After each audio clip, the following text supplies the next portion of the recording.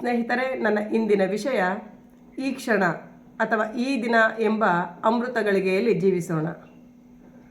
ನಾವೆಲ್ಲ ನಿನ್ನೆ ಮೊನ್ನೆ ಹಿಂದಿನ ವರ್ಷ ಅಥವಾ ನಮ್ಮ ಜೀವನದ ಹಳೆಯ ಘಟನೆಗಳ ಭಾರವನ್ನು ಹೊತ್ತು ಸಾಕ್ತಾ ಇದ್ದೀವಿ.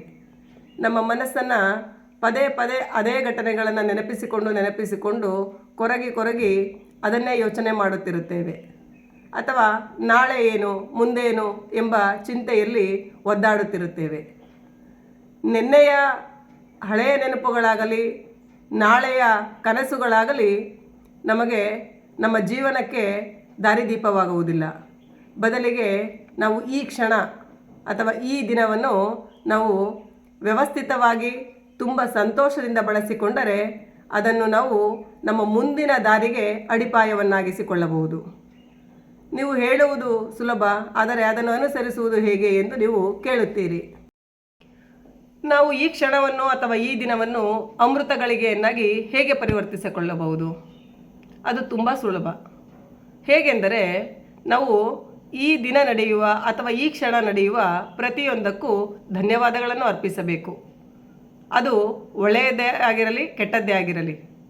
ಒಳ್ಳೆಯದನ್ನು ತುಂಬ ಸಂತೋಷವಾಗಿ ಸ್ವೀಕರಿಸುವ ನಾವು ಕೆಟ್ಟದ್ದನ್ನು ಇನ್ನೂ ಆ ಕೆಟ್ಟ ಘಟನೆ ನಡೆದಿರೋಕ್ಕಿಂತ ಹೆಚ್ಚು ಕೆಟ್ಟದಾಗಿ ಬಿಂಬಿಸಿಕೊಳ್ಳುತ್ತೇವೆ. ನಮಗೆ ತೊಂದರೆ ಮಾಡಿದಂಥ ವ್ಯಕ್ತಿಗೆ ನಮ್ಮ ಮೆದುಳಿನಲ್ಲಿ ಒಂದು ಕೋಣೆಯನ್ನೇ ಬಿಟ್ಟುಕೊಡುತ್ತೇವೆ. ಆಗ ಅದೇ ವಿಸ್ತಾರವಾಗುತ್ತಾ ನಮ್ಮ ಮನಸ್ಸಿನ ತುಂಬ ಬರೀ ಕೆಟ್ಟ ಆಲೋಚನೆಗಳೇ ತುಂಬಿಕೊಳ್ಳುತ್ತವೆ.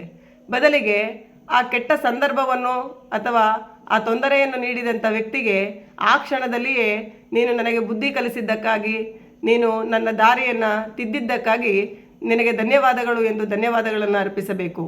ಅದೇ ರೀತಿ ಅವನನ್ನು ಕಳಿಸಿಕೊಟ್ಟ ಭಗವಂತನಿಗೂ ಸಹ ನಾವು ಧನ್ಯವಾದಗಳನ್ನು ಅರ್ಪಿಸಬೇಕು.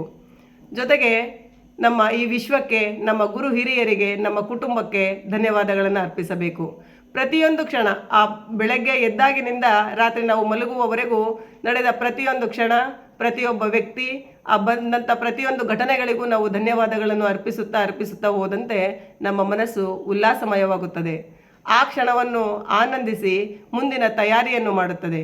ನಾವು ಪ್ರತಿದಿನ ಧನ್ಯವಾದಗಳನ್ನು ಅರ್ಪಿಸೋಣ, ಪ್ರತಿ ಕ್ಷಣಕ್ಕೆ ಧನ್ಯವಾದಗಳನ್ನು ಅರ್ಪಿಸೋಣ. ಹಾಗೂ ಆ ದಿನದ ಪ್ರತಿ ಗಳಿಗೆಗೂ ಧನ್ಯವಾದಗಳನ್ನು ಅರ್ಪಿಸುತ್ತಾ ನಮ್ಮ ಅಮೃತ ಗಳಿಗೆಯನ್ನು ಸೃಷ್ಟಿಸಿಕೊಂಡು ಮುಂದೆ ಸಾಗೋಣ, ಅಮರರಾಗೋಣ.